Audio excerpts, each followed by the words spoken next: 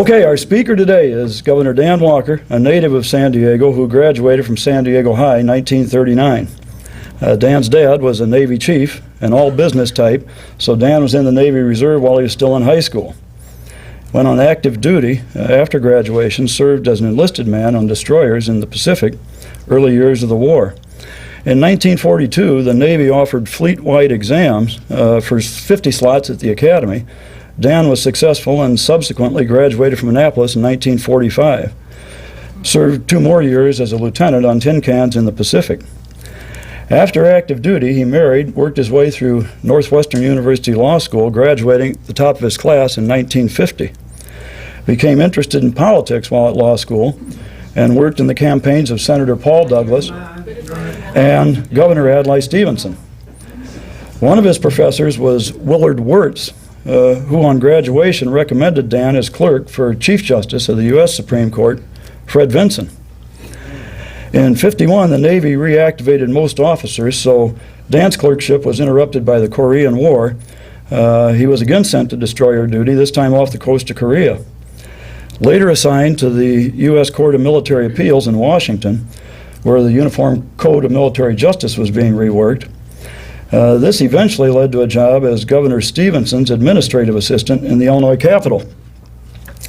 Dan later joined a law practice doing trial law in Chicago, but he was active in local Democratic politics, including serving on the Chicago Crime Commission and marching with Martin Luther King, which did not endear him to Richard J. Daley, who by this time was the kingpin in Illinois Democratic politics. Lyndon Johnson had created a commission to study big city riots, and Lloyd Cutler asked Dan to investigate and write a report on the riots associated with the 1968 Democratic Convention in Chicago. By November, the Walker Report was issued and concluded that the mayor's police had engaged in a police riot. This did put Dan's name on the national scene, but it also moved him close to the bottom of Dick Daley's list. 4 years later, he entered the gubernatorial primary, running against Daley's man, Paul Simon. His was the first win over the machine's choice in almost 40 years. He then defeated the Republican incumbent in spite of Nixon's landslide over McGovern. His 4 years in office, though, were pretty tumultuous because the Daley machine had significant control over state politics. Dan was later defeated in the 1976 primary by Daley's man, Howlett, effectively ending his career in elected politics. Dan was once denied a spot on the ballot because Daley thought there were already too many Catholics on the ticket. When he explained he wasn't a Catholic, the machine man said, "Doesn't matter, Dan, with all those kids, sure looks like you are." Dan has 7 children, 16 grandchildren, and his daughter, 22.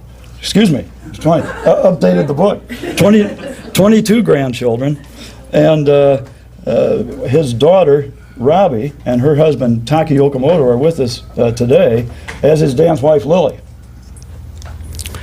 Dan eventually returned to San Diego, where he worked with Father Joe Carroll for a year and a half at the Joan Kroc Center.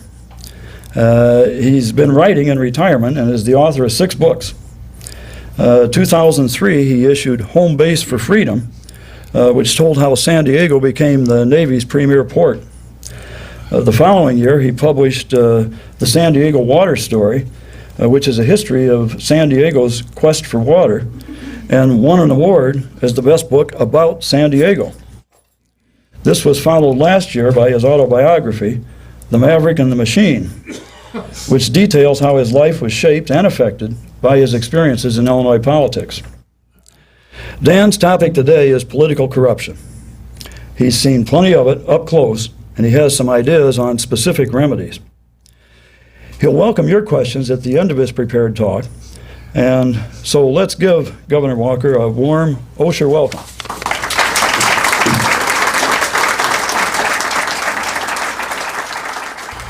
Thank you, Skip, for that overly kind introduction. At age 86, I hope you'll forgive me as I reminisce with a few added details.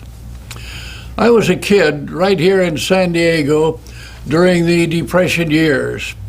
I plowed with a mule, treed coons and shot ducks and quail in the back country. I've eaten monkey in China, crocodile in Florida, and had high tea at Princess Diana's country estate. I've had cocktails with royalty, and if you want to hear about it, I don't want to talk about it, but I will. I've had coffee with other convicts in prison where I served time. I've cleaned toilets as a sailor, served in 2 wars, got shot at by the Chi-Coms on the battle line in Korea, and argued cases in the Illinois Supreme Court and the United States Supreme Court.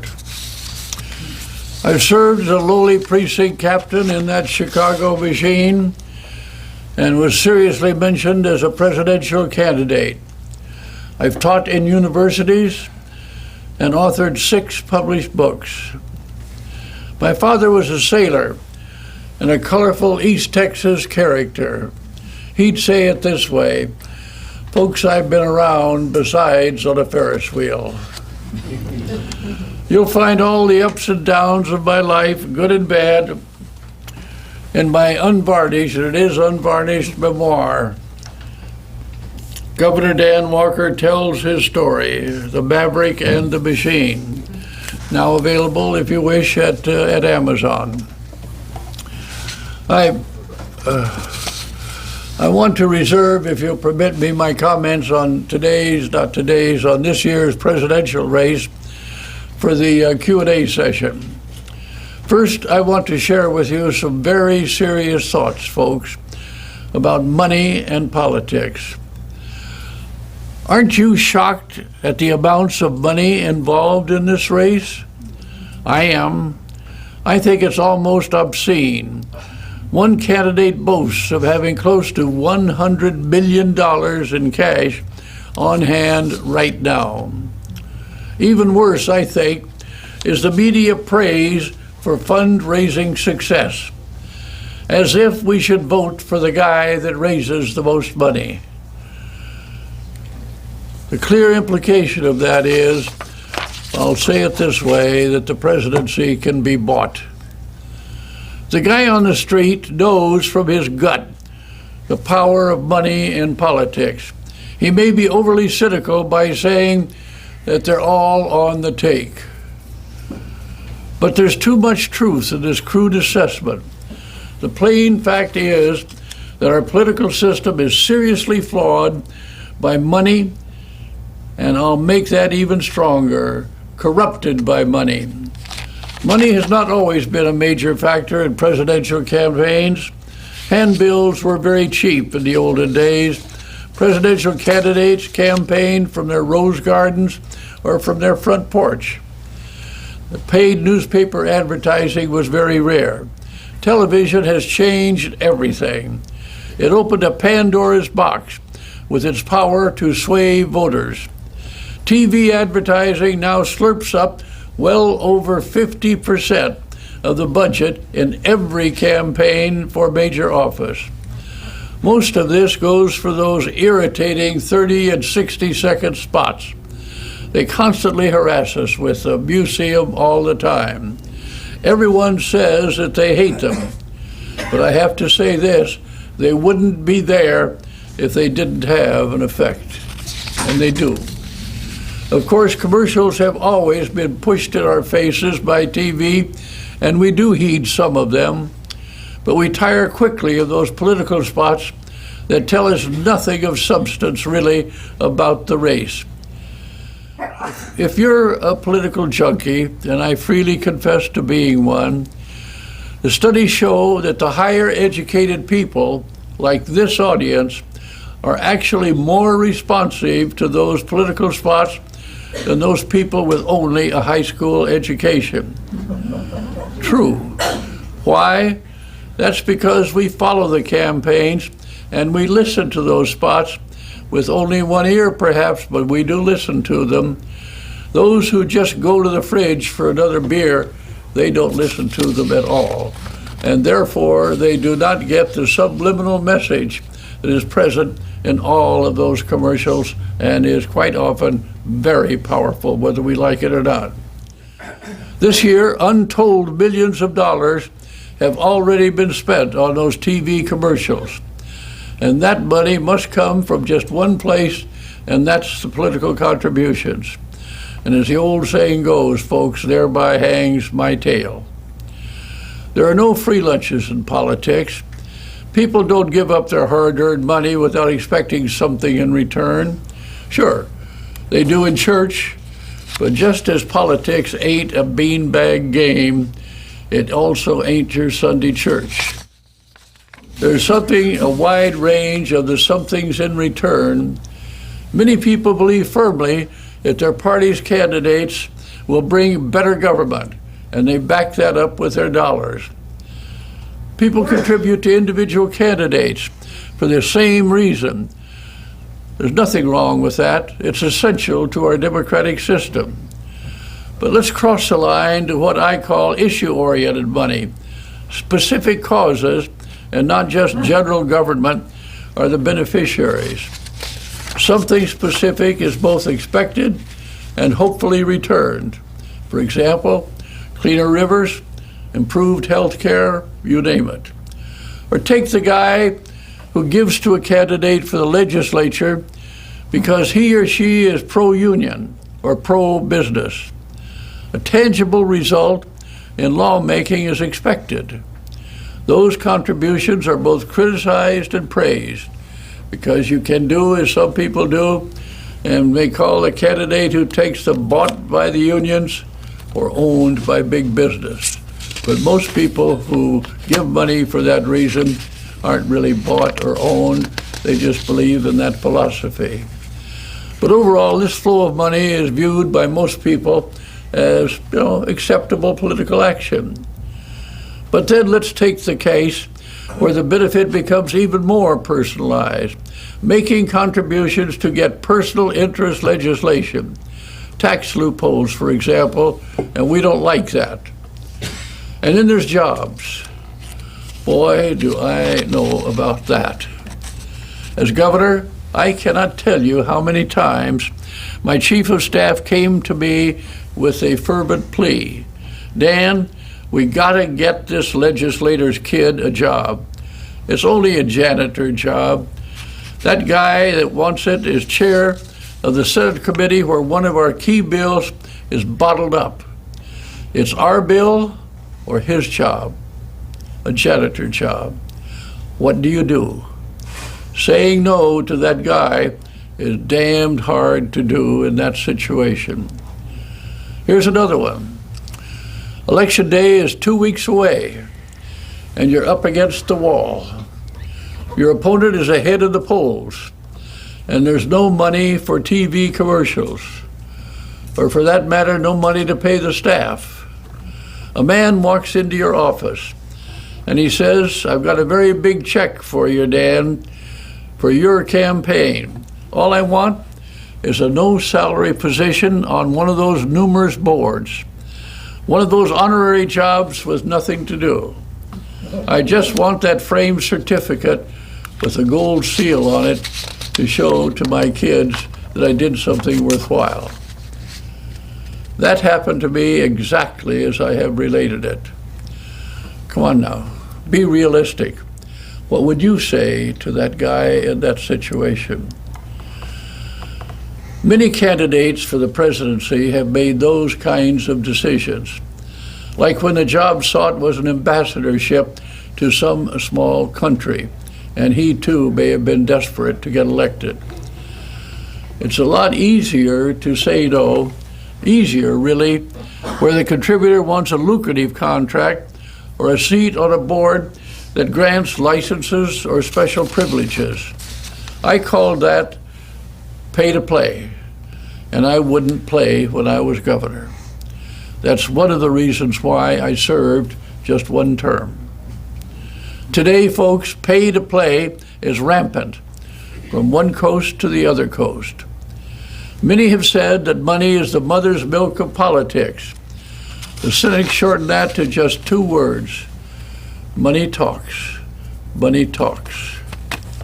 Those who say those 2 words, most of them, do not realize that they're talking constitutional law. Governor Mike Dukakis mentioned that when he spoke to this forum last February.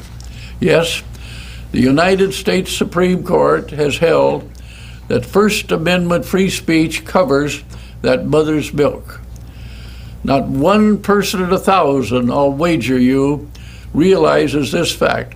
All that money raised, all that money spent in every campaign for office is speech protected by the Constitution. This Supreme Court ruling that money is speech has vastly complicated political campaign financing.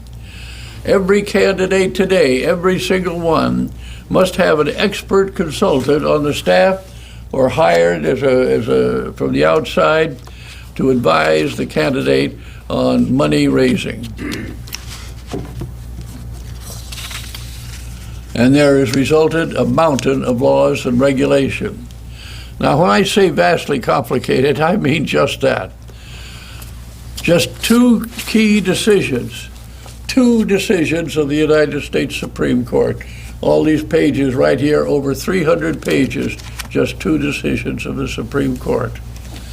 In one of these cases, there were almost as many dissenting and concurring opinions as there are justices on the court. I'll not try to walk you through that maze of legalese, folks. I do, however, want to imprint firmly on your minds just a few guidelines. It was Justice Holmes who famously wrote that freedom of speech does not permit you to yell fire in a crowded theater. There are limits to your freedom of speech. As to political contributions now, the Supreme Court has consistently asked whether they pose a quid pro quo danger. The quid is the money. The quo is what is expected in return for the money. The court emphasizes that the test is the presence of either actual corruption or appearance of corruption. Now, I say to you, folks, that test ignores political reality. Much corruption today is neither clearly actual or readily apparent. Even when it is, though, even when it is, the court has found a way to avoid using that test. It's done by weighing much more heavily what the court calls the precious right to raise and spend contributions as speech. A scale is envisioned. Regulation is permitted only when protecting the integrity of the electoral system outweighs the right to use money as freely as speech. Now that sounds okay in theory, sound okay to you in theory, but rare is the case where the court has found it necessary to protect the integrity of the system.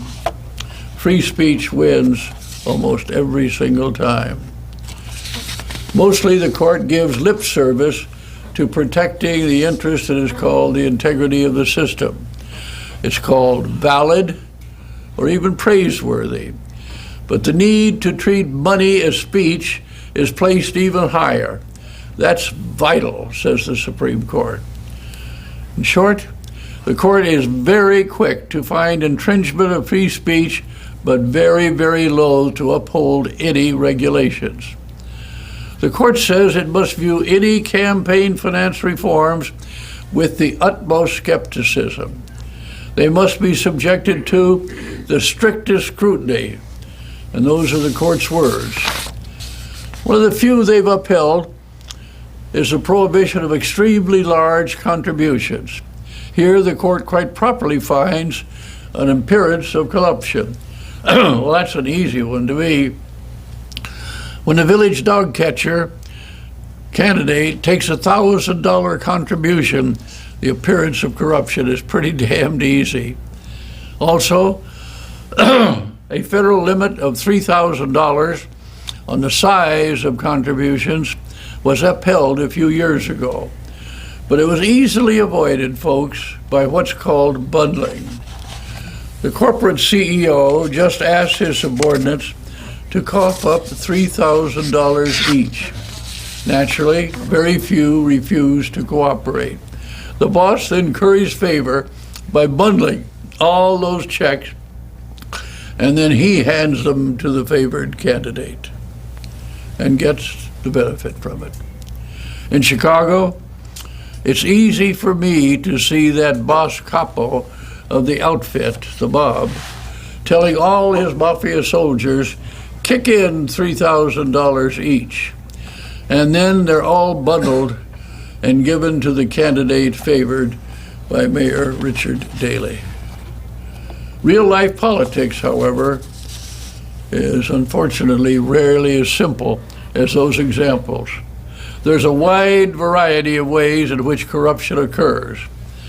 I've seen many of them in Chicago, from jobs to all kinds of sweetheart deals, direct and indirect. I've called it all simply, and I'll use that phrase again, pay to play. But that understates its insidious effects in causing corruption, both actual and apparent. It's endemic throughout America. It's killing public confidence in the integrity of our government, and that's bad news for democracy. Please let me make my case concerning the scope of corruption that has swept the nation in recent years. Start at the top, our Congress. Take a bipartisan corruption roll call. We in San Diego, we can start with Randy Duke Cunningham. He made a science out of extracting money for his playthings. And then there's Tom DeLay and his friend Jack Abramoff. They combined to buy votes for Indian casinos. And also caught in the scandals were the House Speaker, Jim Wright, and Bill Frist, the Senate Majority Leader, along also with some very powerful committee leader chairmen. Currently, over 20 congressmen are being investigated for corruption. That's close to 5% of the total Congress. Far too high a total, in my opinion, to be tolerated. Blatant use of money to get favors is both bipartisan and widespread in the Congress. Some of it is just plain bribery, as Duke Cunningham proved. It is said openly today that there is a culture of corruption in the Congress of the United States. Raising money for re-election campaigns, if you'll just think about it, every 2 years, is an everyday worry for all 535 members of the House and 100 members of the Senate. All of them use their offices, both employees and facilities, to raise that money. Think about it, folks. That's why it's so hard to defeat an incumbent running for Congress. Nobody can add up the absolute total amount of lobbyist money going year after year to those lawmakers in the form of political contributions. But with that many involved, intelligent guesses range up to hundreds of millions of dollars each election year. All protected, folks, by the Supreme Court's strict free speech rule. Let's turn to state government. I know something about that, and I can speak with authority about Illinois, my own state, for many years. When I was governor as a Democrat, I was unable to get either the Daley controlled legislators or the Republicans to help me. So I used very tough executive orders. They stopped PaytoPlay in the executive departments that were under me. There were some 64,000 employees under me. Sadly, those orders were never renewed after I left office in '76. The Chicago Tribune has editorialized that Chicago is the most corrupt city in the United States. There have been over 100 felony indictments of Chicago city employees in the last 2 years. Now think about that, please. 100 felony indictments. That's an astounding number for any city, the most in the history of the United States. Scams, bribes, and backroom deals dominate Mayor Daley's Chicago government. And yet I still hear it. If you talk about Chicago, you'll hear it too. Daley's one of the best mayors in the nation. You've heard it said over and over, Chicago is a city that works. Yes, but what a price is paid. Others have said that Illinois state government is one of the nation's 3 most corrupt states in the Union. Right now, the street talk in Chicago on LaSalle Street is that Governor Blagojevich is about to be indicted. Indicted for trading state jobs for millions of dollars in campaign contributions. A major witness against him will probably be, and you've heard about him, Tony Rezko. He helped make those job trades for money for Blagojevich. That man raised over $1 million for the governor. It's said right now that he's talking a deal with the prosecutors to try to avoid a prison sentence. He's already been found guilty, to avoid a prison sentence that could range up to 20 to 40 years. The Tribune recently reported that the governor has received 235 contributions of over $25,000. That adds up to about $6 million. Following up, the Chicago Tribune found that most of those donors received something from the administration, ranging from appointments to jobs to contracts that make favorable policy decisions. Well, Blagojevich is a Democrat, but let's take former Republican George Ryan, Governor George Ryan. He was convicted last year on 26 counts, sentenced to 6 years in jail. One of those counts said that he used his employees to obtain contributions, and one employee testified in court that such contributions gotten by his employees financed an entire campaign. Now, this practice, folks, prevails in practically every state in the Union. Most legislators, both state and federal, also use employees and facilities to get contributions. It's not, you imagine it, they're right there in the office. Of course they use the telephones to get contributions. Now, some set up offices outside the office, but I've been in those offices. Nobody's going to tell me that the telephones inside the office aren't also used to some degree. Just as the amount of money spent on political campaigns is skyrocketing, the amount of corruption is going up exponentially. Let me add another dimension that you probably never thought about. Politicians sometimes raise more money than they need for their campaigns. For example, the current governor of Illinois, Mr. Blagojevich, brags that he has $19 million in his campaign war chest, even before he announces whether he's going to run or not. Now, it's unlikely that that guy will run for a 3rd term. There have been too many stories about how the federals are after him, but there's still that $19 million. If he doesn't run, he's free to convert that $19 million to his own personal use and put it in his pocket. Sure, he'll have to pay income taxes, but what person would turn down $19 million because the income tax has to be paid? Millions of people buy lottery tickets just to have that opportunity. Let's make them give those dollars to charity.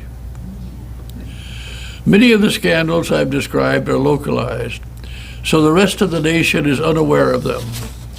But beneath the national radar, a tapestry of endemic corruption has been woven across the United States. Where does all this take me? The Supreme Court has recognized in theory that regulation, yes, can be upheld. When there's a bad enough case of corruption, the Supreme Court has said in dicta that we can have regulation. Well, I say we have a bad enough case right now. Right now, the evils arising from campaign contributions warrant severe regulatory steps. Right now, there's a clear and present danger that the integrity of our political process is threatened. The Supreme Court has been, I suggest, unduly preoccupied with treating money as speech while unwittingly allowing corruption to flourish. The mobster. Think about that mobster. He can launder his evil gains simply by giving them to a political candidate. The Capones and the Giancanas of the underworld can freely corrupt politicians with money by calling it free speech. The court's narrow, almost myopic rules have ill-served the nation. Those who seek to buy our governmental processes are manipulating the system with impunity. The ever-rising costs of political campaigns make it even more imperative that we act now. What can we do? Here's a suggestion. Right now, as I pointed out, most campaign contributions are spent on TV advertising for those ubiquitous and pernicious 30 and 60-second spots. Let's require the TV networks and stations to provide a reasonable number of those spots free to qualified candidates. They don't own the air. This would immediately stop the need to raise huge amounts of money through political contributions. Overnight, that would happen if we did that. Or, if you'll pardon my humor, I've never been noted as having the ability to get laughs in a speech, but how about this? You've seen those tobacco advertising warnings. Let's require that every one of those 30 and 60-second political spots include this. Warning, this commercial may be injurious to your sound political judgment. We would like to look to Congress for some really tough legislation, but you and I know that's not going to happen. Proposals have regularly been tanked over and over again in the Congress. The reason's obvious. The present inadequate rules serve the interests of the congressman entirely too much. It enables them to hold office more easily. We can ask the Federal Elections Commission to take some severe steps. It has by law the right and duty under the statutes to investigate campaign finance contribution and to make rules and regulations. It can also make declaratory judgments for other governmental bodies. I say the FEC should immediately launch a full-scale national investigation of corruption arising from political contributions. With that record, the FEC can recommend specific remedial steps that will be very hard to ignore with that record. The FEC could also give the United States Supreme Court its official judgment that the integrity of our electoral system is being threatened. Dare we say to the United States Supreme Court that their strict application of the money and speech rule has taken us too far down the road to corruption? I say yes. The situation demands it. Ladies and gentlemen, I believe very strongly, and I've worked in that system, that we can both protect free speech and get rid of the corruption. It's not enough to say we can do it. In this case, we must do it. And I must say that I'm deeply disappointed that neither of the presidential candidates is talking tough about this issue. Neither one of them. Senator Obama seems to be constrained by his indebtedness to the Chicago political machine. Both he and Senator McCain seem reluctant to offend their fellow senators. They'll get out front on this issue only when one thing happens, only if the public demands it. Much more can be done. I'll tick them off quickly. Forbid any use of government employees and facilities to raise or have anything to do with political contributions. Require every company doing business with the government to list in one report, all contributions by every single officer, director, and major stockholder, and publish that for all to read.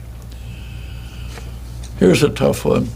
Require every candidate receiving contributions to sign a statement under penalty of perjury that the contribution will be used only to defray expenses legitimately incurred in the campaign, and then prosecute for perjury anyone who violates that signed statement. Require not just disclosure of contributions, folks, which we do now. Let's require a monthly listing of all expenditures. Those giving money are entitled to know how it's spent before the election, not after the election. There are more steps that could be taken, but that's enough for today. Ladies and gentlemen, conclusion, we have little right to deplore corruption in other nations when we tolerate so much of it right here at home. The man in the street is saying all the politicians are on the take. We cannot accept that too widespread lack of confidence in our government.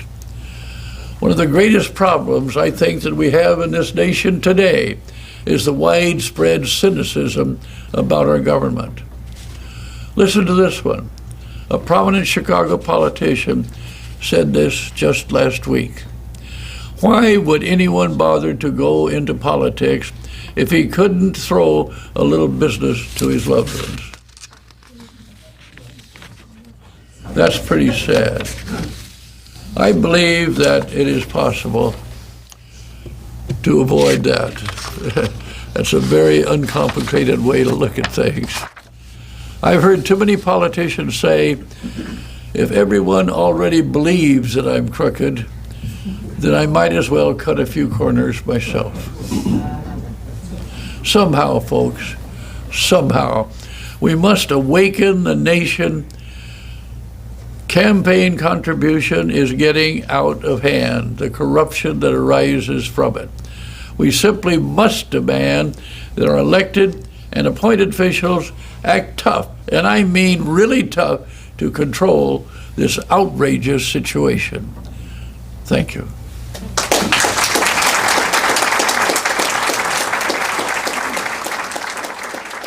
A great deal of the blame, I think, lies on the shoulders of the voters.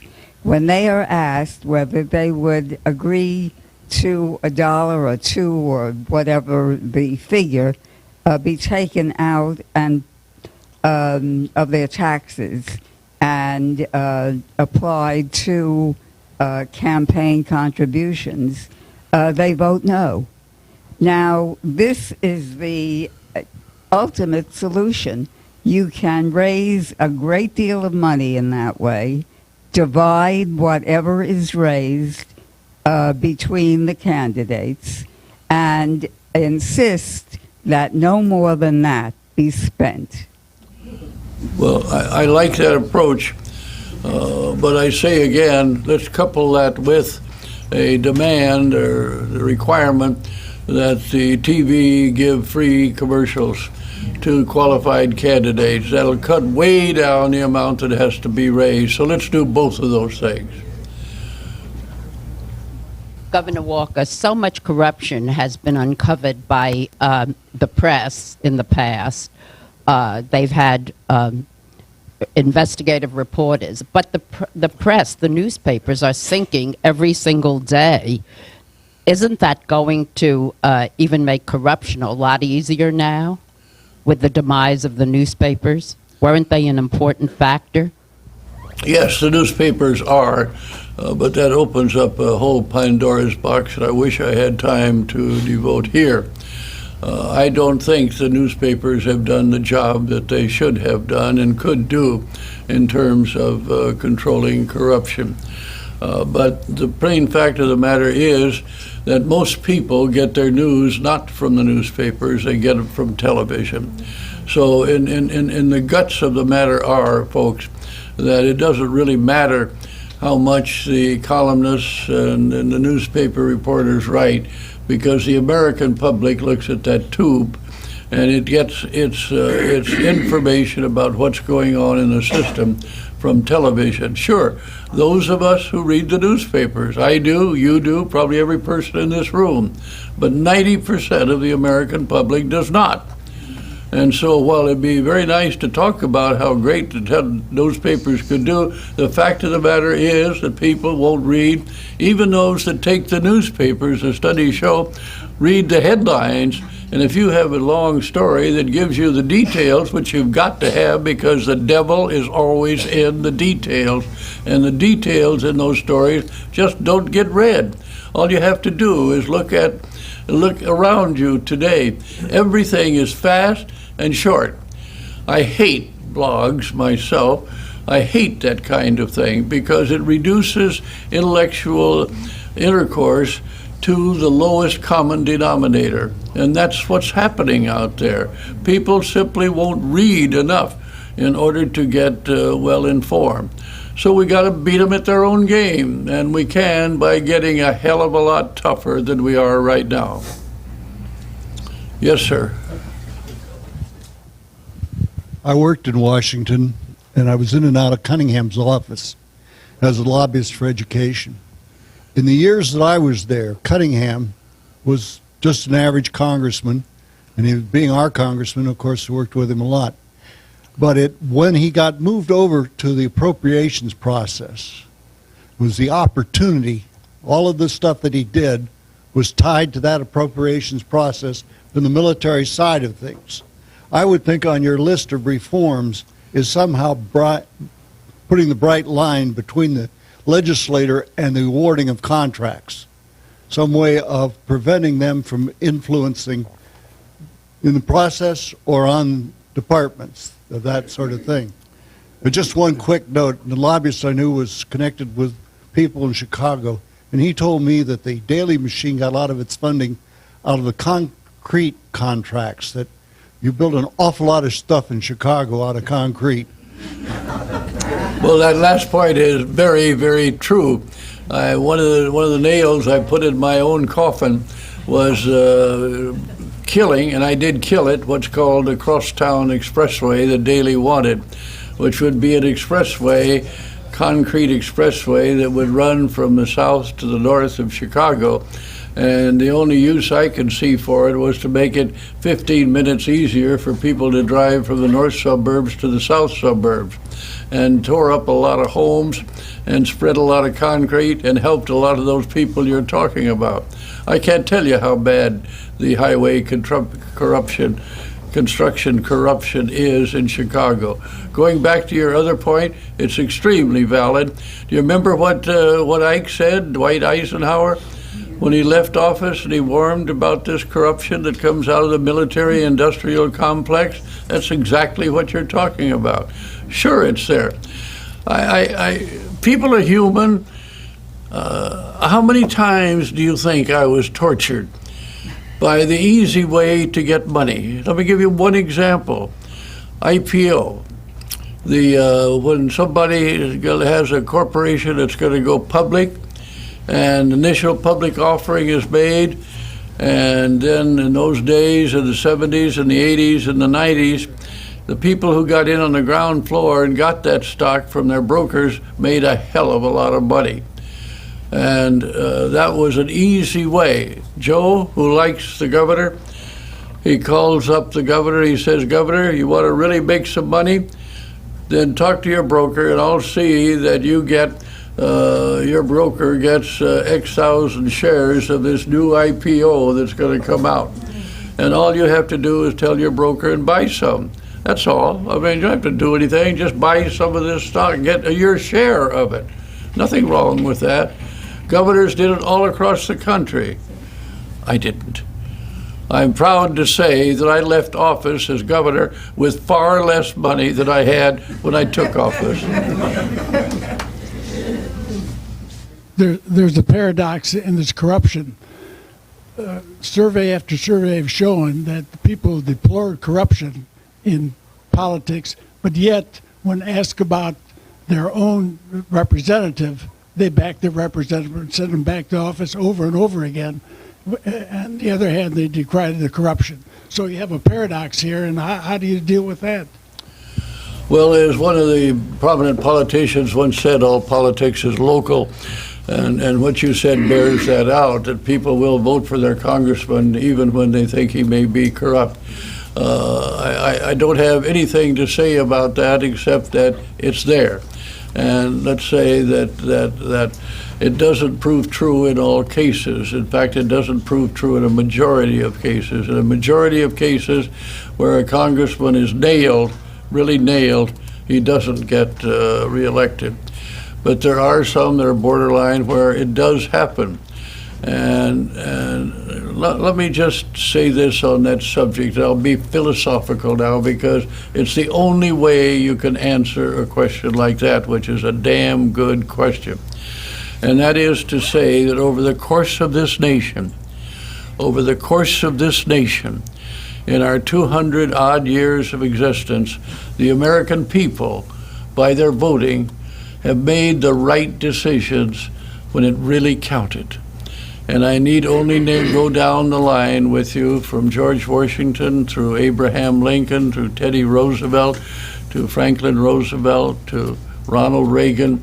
The decisions that people make over the long run are basically historically accurate and good decisions.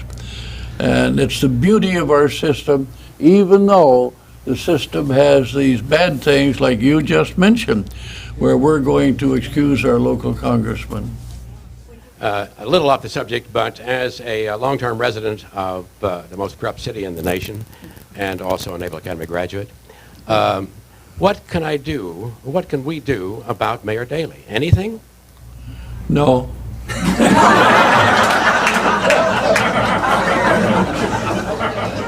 Based upon your experience, would you say that one party is more corrupt than the other party? And secondly, what is your opinion about, is one party more responsible for the economic collapse or disaster we've been looking at for the last couple of weeks than the other? Number one, the blame is shared equally. Neither party is more corrupt than the other party. I've seen them both in operation in Illinois and watched it across the nation. Democrats are just as corrupt as the Republicans. Money has its power in both of the parties, I think, equally shared. So far as the present situation is concerned, you were asking that what? Is one party more responsible than the other for this economic disaster? I have to say this. I have never believed in the blame game. I never have. Once something has happened, I know we can learn from history, but to try to sort out this present situation, who is responsible for it, is an impossible job. It's so complicated, it's an impossible job. And to say that Bush is responsible for it or Wall Street is responsible for it, everybody, not everybody, but a lot of different forces share the blame. And what do we gain by that, by doing that? I don't see that we gain anything by it at all. Governor, I'd like to thank you on behalf of the Osher Lifelong Learning Institute for being here today. Thank you very much. Well, wait a minute. Yes. One last thing. I don't want to get into this, but I will. I have to give you the right to ask this question if you want me to answer it. Some of you may wonder, I hate to get into it, but if you really want to know why I went to prison, I'll be glad to answer the question. I went to jail because 10 years after I left office, 10 years had nothing to do with my service as governor, absolutely nothing to do. My wife and I owned a small savings and loan association. I borrowed $45,000 from a contractor who was a friend of mine and a graduate of the Naval Academy. And he had borrowed money from the S&L. The prosecutor said that was bank fraud. No matter that President Bush's brother, Neil. The Colorado Savings and Loan Association, what's the name of it? Silverado. He was a director of that. He did exactly the same thing. And the Attorney General of the United States held a press conference and said it was a violation of the regulations, but not a violation of the criminal law. Well, in my case, the United States Attorney was a political enemy of mine. He was I didn't know it at the time. He was then the personal attorney of Jim Thompson, the former governor, who got him the job, as a matter of fact, as United States Attorney. And the United States Attorney went after me and threatened to indict both me and my wife. We were both officers of the S&L. I decided to plead guilty after my attorney met with the United States Attorney and told me that it was all set up, that my wife would not get indicted, and I would get probation. I wouldn't have to go to jail. So I decided to plead guilty. And then came the day when I stood up before the judge, and the United States Attorney stood up and said, "I demand a maximum sentence." And the judge gave me 7 years. 7 years, yes. So there's more to the story. Some of my friends, and of course they're prejudiced, and some people that weren't necessarily my friends said it was political prosecution. I will certainly say, I'm not going to say that because I don't think that's necessarily fair, although a lot of indications of it. But certainly it was selective prosecution. I and one other individual were the only two that ever got any jail sentence for all of the S&Ls that were involved in that debacle of the 70s. All of them. There were hundreds of them all across the nation, and only two of us were ever sent to jail. I didn't make a nickel out of that S&L failure, not a nickel. Nobody lost any money. There were no stockholders except my wife and myself, and we lost that, of course. There were no bondholders. The depositors were all protected by FDIC, and the S&L went under because of 20% interest. That's the reason why it went under. What I did obviously had nothing to do with the S&L going insolvent. $45,000 is not going to do that. But I've said enough on the subject. If you want more details, why, I urge you to read The Maverick and the Machine. It's not a happy day in my life, and I've already spent too much time talking about it. Thank you for being a wonderful audience. You asked a lot of damn good questions. And let's go out there and make the system work better, work better. Thank you.